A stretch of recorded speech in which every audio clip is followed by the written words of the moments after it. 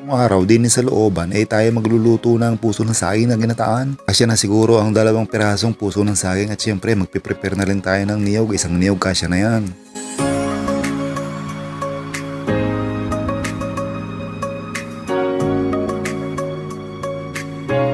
Inumpisa na namin hiwayan ng puso ng saging at tinadtad to ng pinong-pino para mas madaling lamasin palabasin ang katas nito.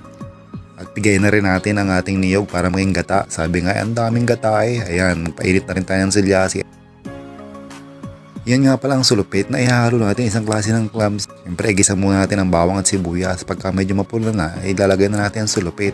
Habang hinahalo natin at maganda na ang luto ng sulupit, ihahalo na natin ang puso ng saging na tinatad na pinong-pino. Kapag medyo partially cook na yung ating sulupit, yung puso ng saging at saka yung bawang sibuyas, lalagyan natin ng konting siling labuyo para medyo may anghang naman ang buhay. Sabi nga, mas maganda kung may anghang ng konti.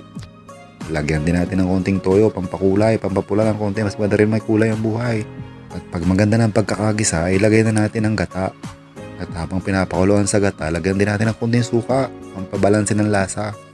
Puso nga palang saging ay nilama sa asin yun. Pag nilagay na ang gata, hintayin lang maiga.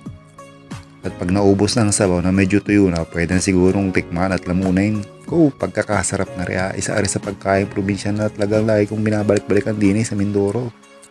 Talagang mapaparami ang kain mo.